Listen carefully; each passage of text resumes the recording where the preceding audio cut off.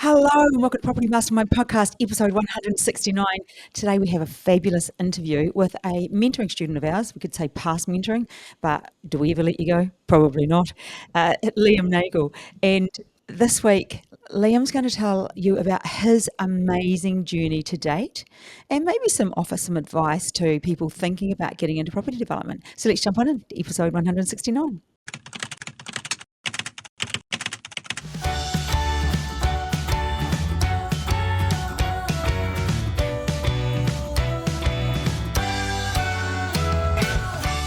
Hello, episode 169. Check out the new format.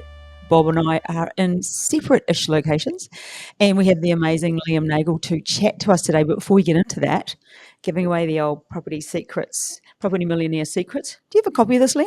I do. Oh, I okay. do. Yep. I've read Bob's part and I've read a couple other bits and pieces. I haven't read it from front to back, but the most important parts I have. Yeah, it's easy. So this week, this one's going out to Kyle Bleakley. Kyle, so pleased to have you in our community. We are stoked. Well done. Okay, let's get started with the chat with Liam Nagel. Before we get started on this week's episode, Bob, usual story. What's your tip for the week?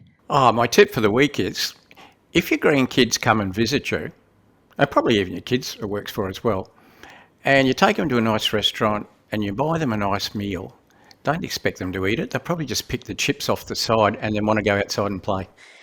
Sounds like a real thing. Yep, sounds like a Tuesday thing this week to me. Oh, no, Wednesday, I think it was.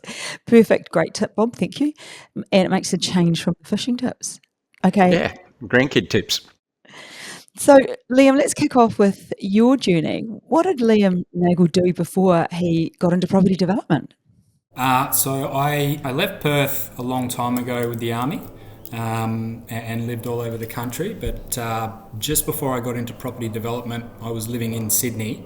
Recently had left the military and run my own business for a few years. And had a coffee company selling wholesale coffee to gyms and other fitness-related establishments. And I, for a number of reasons, got to a point where I didn't want to do that anymore. It wasn't a business model that was suiting me. COVID coming in and closing all the gyms down in a very, very fast, short period didn't help. But I was doing that and then looking at what other options were out there. And I guess I was in the gym one day and there was a couple of other ex-army guys and they seemed to be working not too difficult hours. They were there at the gym pretty much in the middle of the day, and they both had very nice cars and seemed to be pretty healthy and fit. And I was like, what are you guys doing? And they were both property developers. So I asked them a few questions and one of them recommended Property Mastermind. So I looked into it. You guys had some great reviews. I liked the way Bob presented the information. He wasn't too salesy. And so it just seemed like a good fit. So I came along, did the course, definitely saw value in the mentoring program, so I signed up for that. And I guess that was the start of my property development journey. Well, you could have been an arms dealer. I thought you might have moved from the military to, international arms dealer, but I'm glad you didn't. Yep, no. I think with the military, for a lot of guys, when it's time to leave, it's time to leave. For a lot of people, I think they hold on to that as part of their identity when they move on, for better or worse. But I wanted to find a new identity and find something new to sink my teeth into. I think it's really important for guys when they leave the military, guys and girls, to find a new identity and not to hang on to that one forever, because when you leave, you do leave. And I think it does wonders for people's mental health and confidence. So, moving into, it took me a long time to find something that I could identify myself as. When you meet people and they're like, what do you do? For quite a while there, I was like, well, I do this, but I used to be in the military. So once I got into property development, now a few years in, I feel like that's my past and this is my present. Oh, so many brilliant words there. Heart just starts singing when you say, giving yourself that new identity. And the old Liam, the old guy that was in the armed forces moving forward to being a property developer has to become a new person. And just when you say you claim that identity, that's so true. And I think it's something that people forget. And I remember not countless, but a few conversations with you around that whole, you're struggling with that initial, I'm going to be a property developer. Well, saying the words, I'm a property developer, which is something that sort of happens a lot for people in that in that mid-transition thing, which is really cool. So my question really is, instead of just signing up and doing the course on your own, what made you decide to do mentoring? And just for a bit of clarification, you can do the online course and go into property development, which thousands of people have in Australia. But to do the mentoring as our complete handhold and work with you. Liam, what was your reason for going all in and deciding it's mentoring? I guess there's a couple of things there. Property development aside, I think, and I've learnt this through trial and error, any skill you want to learn, you'll do it 10 times faster with a lot less pain when you get a mentor. And nothing's for free. You've got to invest in yourself. But the dividend you'll see from that, I think, is exponential to the investment. So that was the first thing. And that's just property development aside. Property development specifically, and why I wanted to do the mentoring program, is I got a lot of information out of the course. I got a lot of information out of the 3-day seminar. But I also felt like once you start to learn, you start to realise what you don't know as well. And we're not talking about small sums of money. And, you know, a project takes a solid amount of time. And there's a lot of consultants, there's a lot of stages, there's a lot of things that can go wrong. And particularly for your first couple developments, it's not easy to get that money. You know, it's, for a lot of people, it's probably the majority of their net worth. So going through the mentoring program and having someone to hold my hand and give me the confidence, I think was critical. And probably the last part to it as well was, it's not easy. There was a number of months where I was just banging my head against a wall or felt like I was banging my head against a wall and getting no progress. So having you, specifically Hilary, keeping me accountable and just coaching me along the way was invaluable. Because there were, I don't know what it is now, but at the time the mentoring program was 18 months. I think you'd recently changed from 12 months to 18 months. And there were a number of months where I didn't feel like I was making any progress. Both I was just busy, I was doing things, I wasn't giving the appropriate amount of time that it was owed. But also, you know, sometimes particularly when you're looking for sites the first time around and you're trying to learn the process, it takes a long time. So having you there to give me a plan of what am I going to do this month to make progress and then keep me accountable for it was probably the third main reason I thought there was a lot of benefit in the mentoring program. Yeah, I enjoyed holding your hand as well. Stop it, Bob. I think I enjoyed holding your hand more than Hilary's. I think we'll leave it there. Back to you, Hilary. Well, I think you're right. I'm the same. It's that self-investment, and you know, not that this is a promo-mercial, but I invest in myself all the time and have recently just done external to property development of recent times for that same reason. If I want to get somewhere and know that I don't have to be searching and wasting time and not having the direct answer, I just would rather invest. So I totally understand that and remember those times for you. As far as our mentoring goes, as you know, it's really, you know, we go right through the first development. We have to give it a time so people don't sort of clock in about 6 developments underway, but we've never really let people go. And as you know, you rang me a few years later and said, hey, I'm thinking about doing apartments. What do I do now? Yeah, correct. Yeah, and I'm the same. There's other things that I've wanted to learn outside of property development now. And you know, you always, as I said, nothing's for free. If you want to invest in yourself, it does come with a financial cost, but also, you know, I think that's good because it keeps you accountable, saying I've invested in this, so now I need to follow through and actually do the course. And I do that with other things now, other skills I want to learn, because as I said earlier on, I think it's the fastest way to learn and it gives you those lessons in a structured, easy to understand format. Bob, do you want to talk about the development? Yeah, so let's talk about it. What type of development is it? I mean, I know, but for the listeners and viewers, What is it? So to just give you a little bit of background, so I was in Sydney and I moved down to Melbourne. There was a good friend of mine, his cousin was a builder developer down here. So I called him one day and was asking him a couple of questions about what he did. And the first thing he said to me was like, okay, what do you want to do? And I was like, I want to be a developer. And he's like, yeah, that's great, but like, what do you want to develop? And I hadn't really thought about it, funnily enough. That was the first time I'd stopped and went, oh, I just want to find a development site, but that's a really good question. What do I want to do? Do I want to do, you know, big subdivisions, or do I want to do large amounts of townhouses? Do I want to do duplexes? What kind of thing would I want to do? So he down here was building quite luxury houses and duplexes, and that was it. And so I asked him a bunch of questions, and it started getting me to think, oh, actually that sounds pretty good. I like that. And so I ended up looking for blocks down here. At the time I was looking for blocks in Western Australia, and this was a few years ago, and it was really, I was finding it hard to make deals stack up. And the reason was in WA was my father was over there, who I'm doing my developments with. He's a real estate agent, so I thought, oh, this will be easy. You'll find a block real quick smart. Wasn't quite that simple. So ended up finding a block down here in Melbourne that would be really suitable for a nice, I'm going to say high end, I'm not going to say super luxury, sort of high end $2 to $2.5 million townhouses. So ended up purchasing a site down here, and I said to my mate, who's a builder developer, how about I move down to Melbourne and I'll come work for you? And I think I was taking it a step further from the mentoring program. You guys had taught me so much, but I thought, well, if I can now come down to Melbourne and basically work for someone who's doing it, I'm going to learn my own development, but I'm also going to learn exponentially faster because I'm going to manage his 5 developments that he's got on the go at the same time. So that's what I did. I came down to Melbourne, and I think I've been down here for about 2.5 years now. Over that time, we've done probably 4 duplex projects and 3 single house projects, and we've got a couple more in the pipeline. So I think we're going to try and buy a block next week. That'll be a luxury single house. The previous one that we've just finished earlier in the year, that was mine, was a duplex.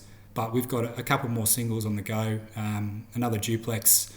This one will be quite high end. They're about $5 million up to $6 million per duplex. So really starting to focus on that high end, but low density singles and duplexes. But I mean, there's all sorts of things we could have done, but I find that quite satisfying, and that's what I like doing. Yeah, tremendous. And how did you actually get onto the site? Was it an agent or an off-market contact? So that particular site, funny enough, I just got back from Peru, and it was a good fun trip, but it was quite a profound trip. I won't go into the details, but I did 3 days of ayahuasca down there. So I come back feeling like a new man and very focused. And funnily enough, I just found it on realestate.com. I had a few sites I was looking at and ran feasibilities on all of them. But when it came to comparing the return on cost and the return on investment and the time frame for each of those different projects, this was the one that stood out. So flew down to Melbourne and we purchased it at auction. So realestate.com I find is excellent, and I'd say probably 60% of our blocks, bit over half, we purchase on realestate.com. We try and get it prior to auction if possible, but if the real estate agents are calling you, a few days out saying, oh, do you want to put in an offer? It's usually because they've got no one else on it. So we're happy to try and take it to auction at that point. But the other ones, in our patch, we know who all the big agencies are. There might be 3 or 4 that run the majority. And then there's a few others on the side that are contributing but don't really have the majority of the listings. Jump on realestate.com and see who's got, out of the agents, who's the heavy hitter for that office, who's got the most sales and at the highest sale price. And then we'll just call them up, say we're developers, have a chat to them for a while, let them know that we're legitimate and we know what we're talking about.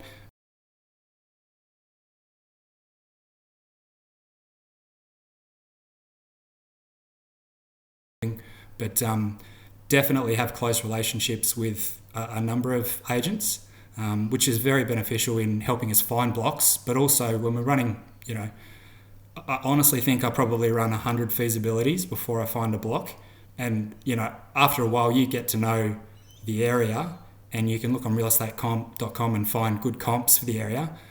But sometimes if we're building like something that's a bit high end that might not have been done in the area, real estate agents are the best sounding board to find out whether that GRV is legitimate or is realistic. So yeah, having relationships with the real estate agents has been invaluable, but realestate.com's super effective as well.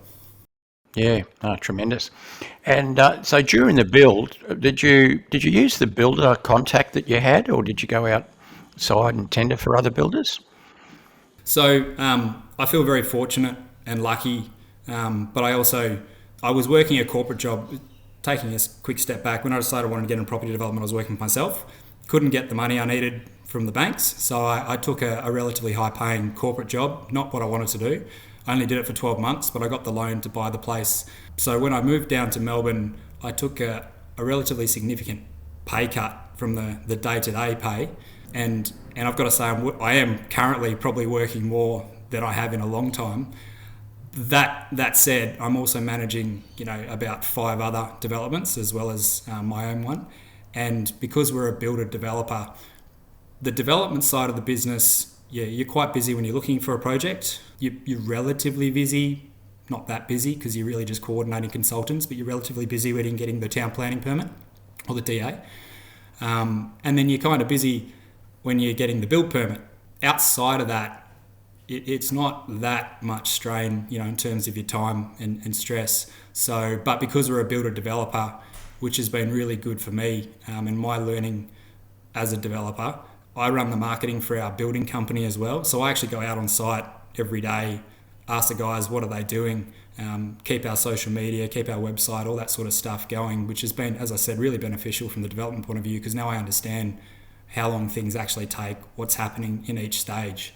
So because we're the builder, there's a bit of an advantage to that. And I think builder developers do have an advantage in this space because, they don't necessarily need to make the huge profit margin in either of the businesses because they have both of them.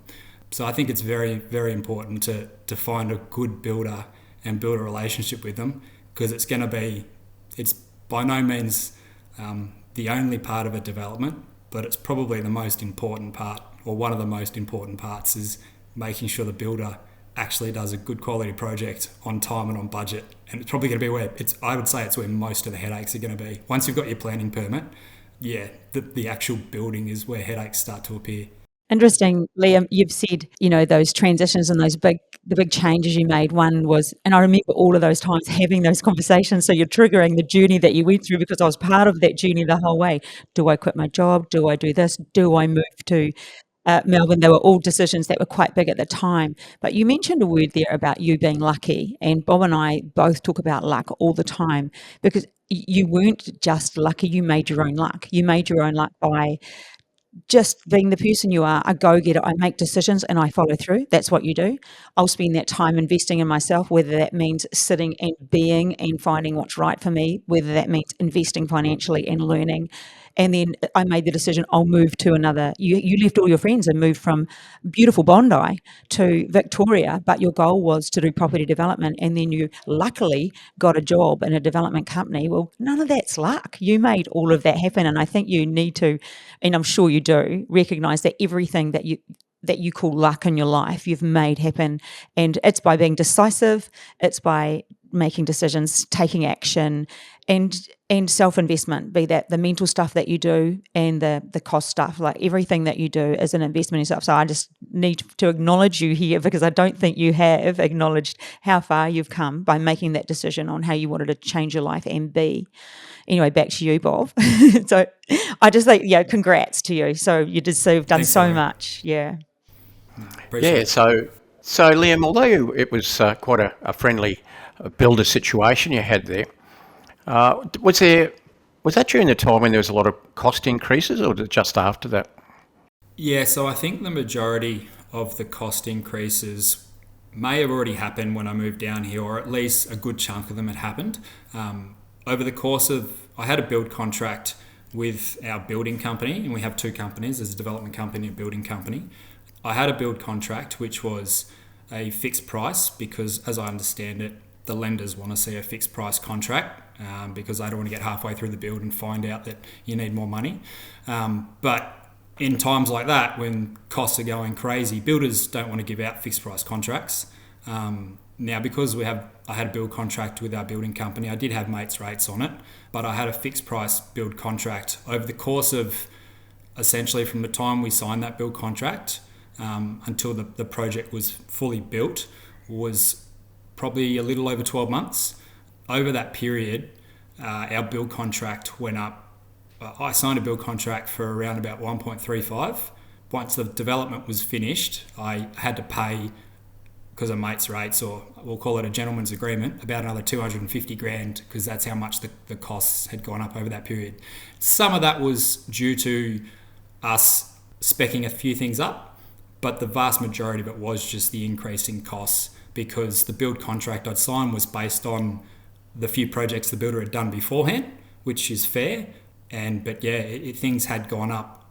They're pretty high now. I don't think you'll see materials come down. I mean, when does anything ever go up and come back down? So I think that's the new norm.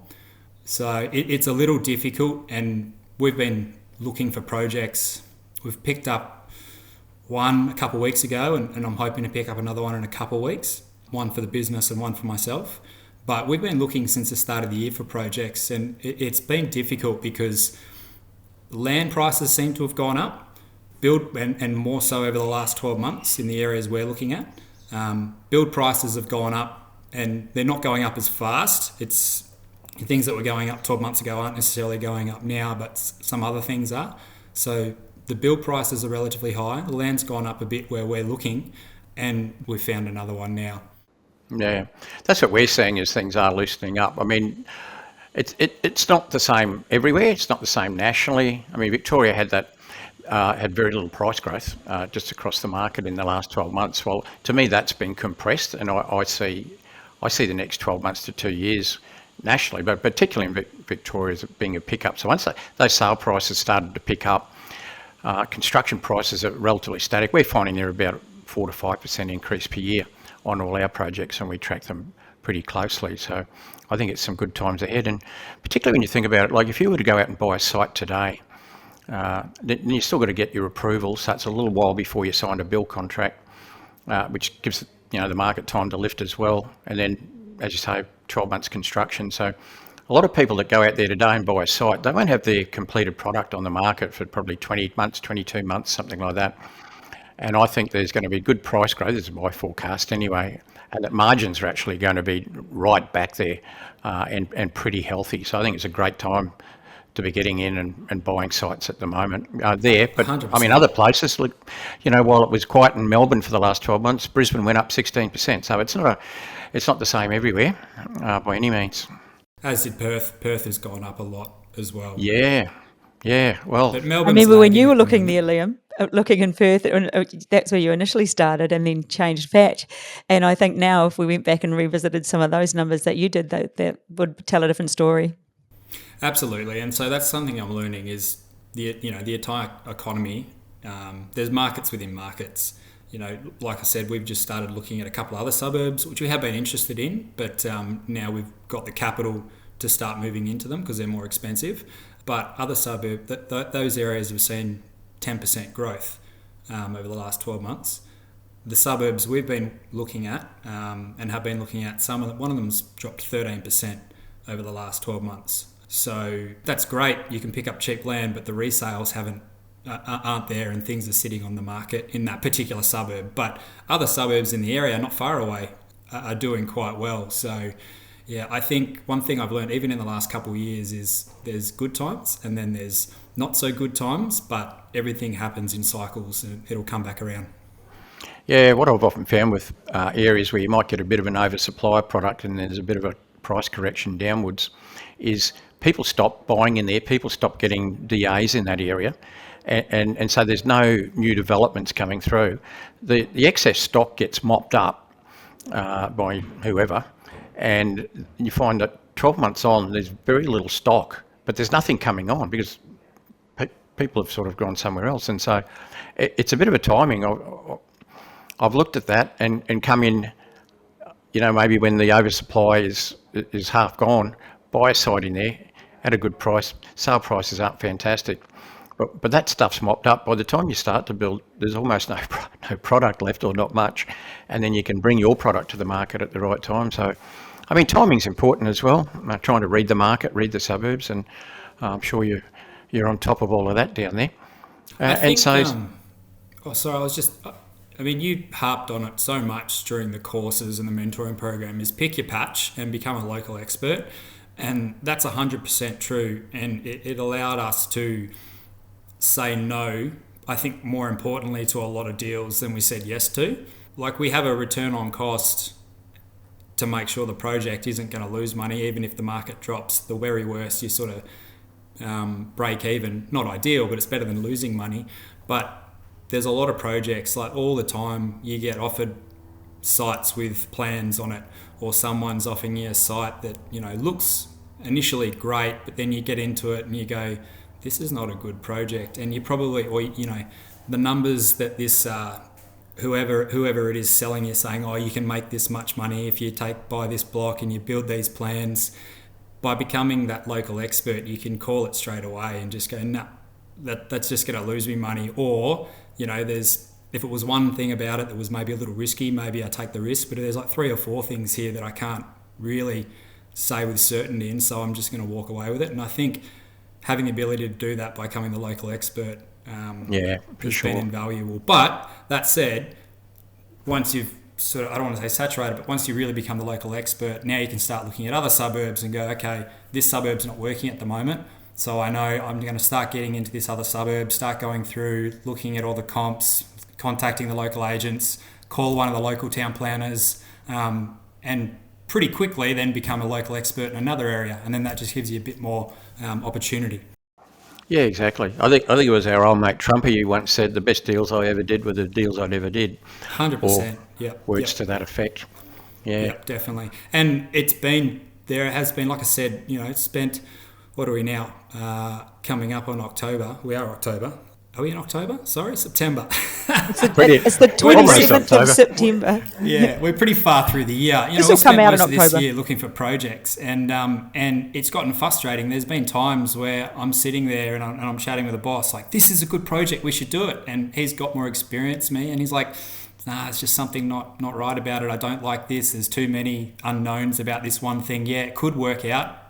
It's high risk, high payoff, but if you haven't got a whole bunch of other projects on the go, is it really worth having a high risk, high payoff? Or do you want to have a few projects on the go that are more steady, known? They're probably not as sexy, but they're going to keep the doors open. And then maybe you've got a few of those and you can take one on that's a bit of high risk. So, it's an interesting process.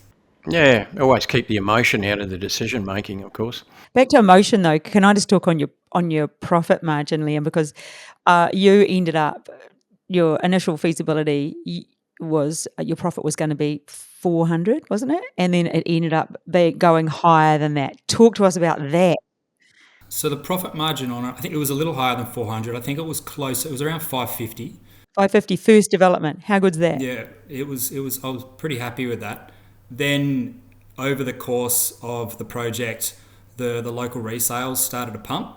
You know, I had a feasibility where I was thinking I'd sell around 2. The first little win was when the lender came and did a valuation. The valuers came back and said they're worth 2.1. So I was like, oh, that's pretty great. Just made an extra 200 grand, and they're the valuer. They know what they're talking about. And then we saw a lot of houses sell in the area that were fetching up to 2.5. So it looked really good. Then in a relatively short period, you know, we did see like the market stagnated. There wasn't as many buyers. And so, you know, there wasn't as many buyers for those high-end things. So everyone had to sell things a bit cheaper. So that sort of came back down to the low 2s again, which again was where we ran our feasibility. So it wasn't the end of the world. So you're like feeling excited, and then you got a bit so you're up, down. It was great. You know, then we were looking at making about 800k in profit, maybe a bit over. But then, as I said, build costs came into it as well. So that accounted for another couple $100 grand taking off that. So all in all, it was a bit of a roller coaster. It started low, went high, came low, went high, and then but we ended up making around about 600 on that first project. Wow. So it was definitely you know, I couldn't have, well, not in what I was doing. I couldn't have made that money for a number of years in my day job. And selling coffee. And yeah, exactly, exactly. Well, one of the things I didn't like about that was making really low profit margins but having large volumes of sales. The problem with that, you needed a lot of logistics, a lot of processes in place, a lot of time, a lot of staff, a lot of distribution, and it wasn't the business model I wanted to continue on with. And one of the things that appealed to me about property development was essentially I guess the profit margins aren't huge, but we're talking large sums of money, so they don't need to be. But it was having one project or one product over a couple of years. There was times where it was busy, but essentially you could do it remotely from a laptop.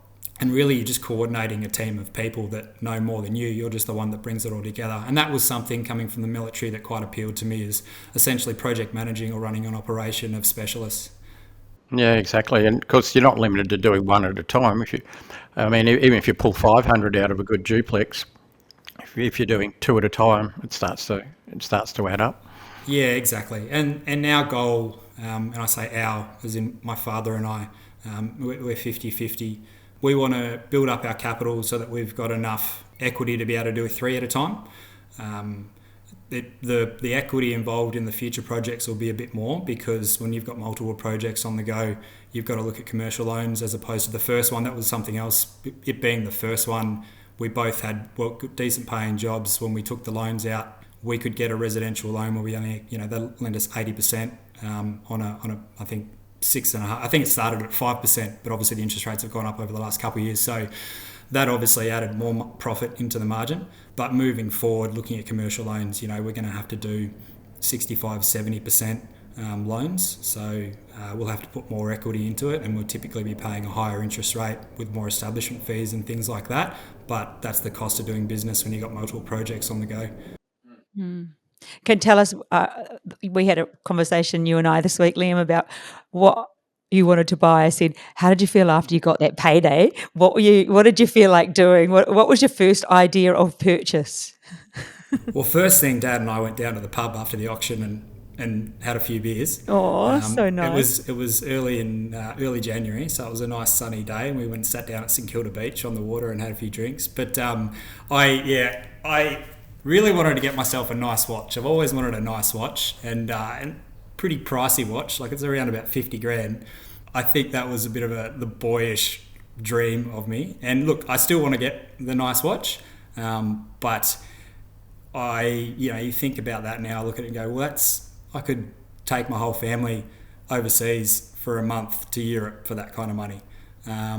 Or, for a lot of people, that's halfway to a house deposit. So, I think once the capital's grown up, exactly, a few more projects on the go. Like, you've got to celebrate the wins. And that was something actually my mate said to me is, we sold a house last year. The house beat the area record by 20%. Like, it was a huge win. And the next day he was back to work, and him and I were chatting, and he said, I've got to learn to celebrate the wins, because these are important moments, but sometimes you forget them, and I think that helps motivate to keep going with the next one. It's not all work. So that was a really good thing. So I do think you need to celebrate the wins, but at the same time, for me, I think I'd rather have more time. I think eventually I'll work less, but right now I do work quite a lot of hours. I think the developer's job is pretty easy compared to the builder's, if I'm being honest. So the builder's job's definitely a tough one. The builder works hard and they have a lot of headaches. So if you are the builder developer or the builder, there's a lot more heartache and time involved than just being the developer. There's advantages to that, because you can control the price and the timeline and the quality. But not everyone wants to be. When I first came down, I think, eventually this would be great. I could learn to be a builder. Now, after working with one for a couple of years, there's no way I'd want to be a builder. And I don't even know if I could. It's a tough job. They have a hard job. There's a lot of shonky builders out there, so be careful. But if you find a good builder, you need to make them your best friend. Yeah, they're gold, a good builder. I started to be one once, and then I worked out, considering the amount of work I'm doing and what I'm making out of a project, compared to, and builders make a better margin at the moment, but compared to the work and responsibility that the builder has, because once the development's finished, the builder's carrying all the future, on that, and we don't. So I thought, no, I did a couple of months at TAFE, and I thought, you know what, I'll just go and do another development. I don't have to try and squeeze more out of it by being the builder, and so as a result, never became a builder. Yeah, the builder's gig is it's a tough one. I think it can be quite rewarding for them, but it is a tough one because as you said, they carry the risk even past the build, any warranty claims, and I think when you have a brand new home, no matter how much attention to detail and how high the quality is, things will go wrong, and they've got to go back and fix it up. There's just so many moving parts in a new home. But on top of that, the cash flow for the builder's got a bit of a strain as well. They have to fund all of that, and they have to hold that until the lender pays them. So yeah, I think you probably got to cut a bit of slack for your builder. That said, like I said, there's a lot of shonky ones, so you really got to be careful to make sure you pick a good one. Like reviews on Google and reviews from other people are invaluable, and go look at other stuff they've built before and see whether their quality is actually what they say it is, because there's a big difference between there's two houses on the same street being built by two builders, and I think I've seen people make mistakes thinking, oh, that house sold for 2.5 mil, so mine will sell for 2.5 mil. But the quality of the build and some of those key specifications, they make a huge difference. So you can't just look at a house and say that sold for this, mine will sell for that. You got to look at what's in it. Is there smart home? Is there heated floors? Is there marble? Is there quality tapware? Like, just because it's the same 4-bedroom, 4-bathroom doesn't mean it's going to sell for the same. No, particularly in the market where you look, where you develop, buyers are quite discerning. They'll see that, and it's too late once it's finished.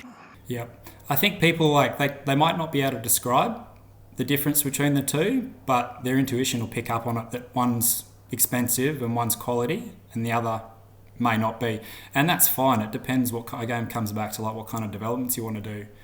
We like doing the high-end sort of stuff because we can spend a bit more money and make things nice and fancy, but then that's, come the end of the build, we can't just pay a cleaner to come through and say, oh yeah, that's it, it's done. Like, they come through and we call them back, and then I've got to go spend a couple of days cleaning and prepping everything myself. But that's what we need if we're going to target the high-end sort of individuals and charge a premium for our product. So that's the downside of it. It takes more time and effort, but I kind of enjoy doing that. So I think there's a lot of different ways you can do the development side of thing.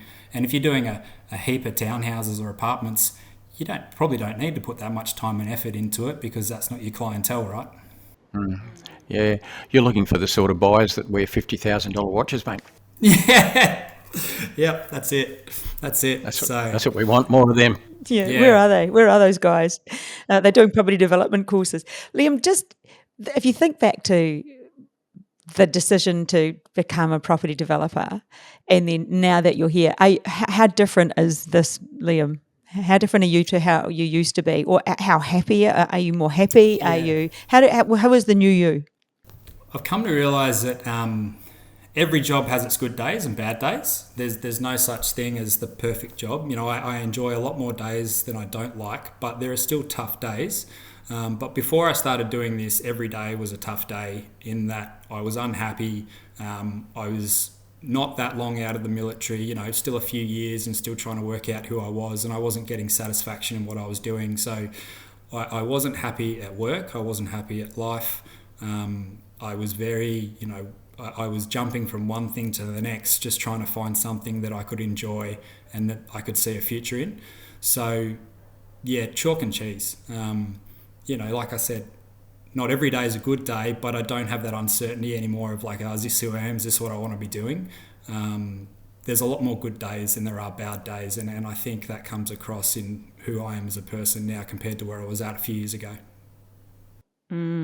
That is a bit of gold there for everybody. It's like finding that thing that you love to do and then do it. And you're right, not everything is perfect all of the time, but you have more good days than you do bad, which I would agree with. What would you tell other people thinking about property development? What would be your recommendation? Or who do you need to be? Maybe who do they need to be, and what would you tell them? A friend of mine had a very big business, very, very wealthy guy, and I was just pitching him and his CEO, and it wasn't like a real pitch, it was more just tell him your idea. And this was back when I was in the coffee business. But his CEO said to me, he's like, stop trying to work everything out. He's like, yes, you're a small fish. No one's going to shut you down. There's not going to be like a catastrophe.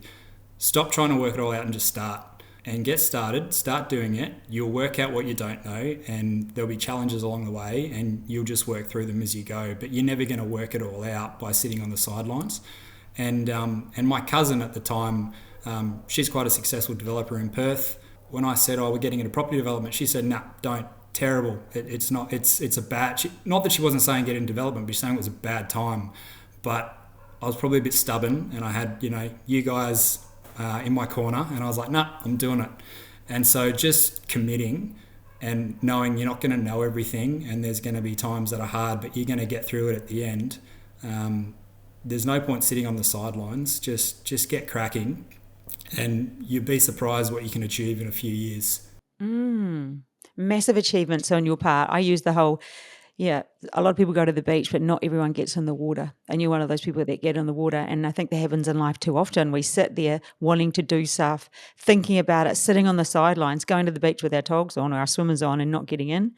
And action gets traction, and it's a life changer. And it has been for you. It's a lot easier when you've got someone to hold your hand. And not to a shameless plug for you guys, but it really is true. Like it's scary because, as I said earlier, it's not smaller sums of money, and projects go for a long period of time. So just committing and saying, "No, this is something I want to do." Finding someone who's done it before, who can help you through it, is going to make it 1,000 times easier and really increase your chances of success. Any words of wisdom to end up with, either of you? Bob, what are your words of wisdom? No, look, I just reaffirm exactly what we just heard. And it reminds me of you, Hilary, that when you were saying, and you correct me because I probably get it wrong, but we get everything wrong. Remember, I'm the female. I'm always right. I've earned the right to be wrong. Look, nothing wrong with the Garmin. Got the Garmin with you. Got the Garmin. No, but what's that thing you say, Hilary? Better to be 80% started than 100% not started or something? What's that? Yeah, 80% done is better than 100% not started. Yeah, and that's exactly sort of what Liam just said, and that's what it is. We meet people who we bumped into that might have done our course or been our workshop 6 or 8 years ago, and all of a sudden it's dawned on them that where they could be now had they actually done something then. But they always, there's always an excuse. The easiest thing in the world is to come up with an excuse not to do something. But winners don't behave that way. Winners do the things that non-winners don't do. So true. And what about you, Liam? Any final words of wisdom before we wind up this episode?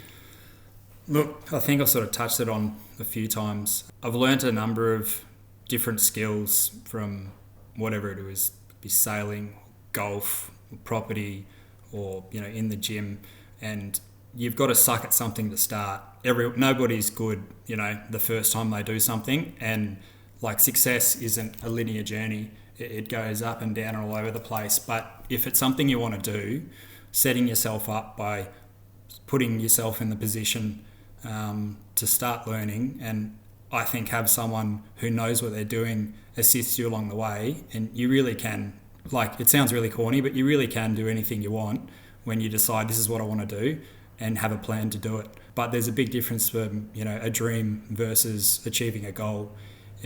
Everyone might want to do something, but with no plan you're not going to get there. So have a plan, put the framework in place, and it sounds corny, but you really can do anything you want if you're just willing to be persistent and take a bit of time. It's not going to happen overnight, but like I said, you'd be surprised how much you can achieve within a few years. Liam, I remember our first conversation. It was about $200,000. What could you do with it? Where to invest it? That was our first ever chat on the phone. Really? Yeah. I have a pretty good memory actually around conversations I've had, but I do remember that conversation, and then it evolved to you being changing your life, changing your job, got the woman of your dreams, got a job you love doing, everything's just moving forward in amazing ways. So congratulations to you, Bob. Well done. Thanks, you for I know the massive support you do for everyone in our community, and let's see the journey of Liam Nagel and where it goes. I can't wait to see these little grandies or these little kids one day. I'm sure you'll have some one day. Yeah, they're probably not too far away. Oh God, have you got a dog yet? Oh yeah. Oh, here we go. Yeah, he's on track. That's Is it a cavalier? Is it I always get in trouble. No, it's a golden retriever, but I always get in trouble when I compare having a dog to what people like having a kid. But that's all I can relate it to at the moment. So the first apparently it's not the same thing. That's where it starts, though. It always starts with the dog. It does. Yeah. All right, what a fabulous chat, Liam. Congratulations, and thanks everyone for tuning in. Catch you all next week. Bye for now.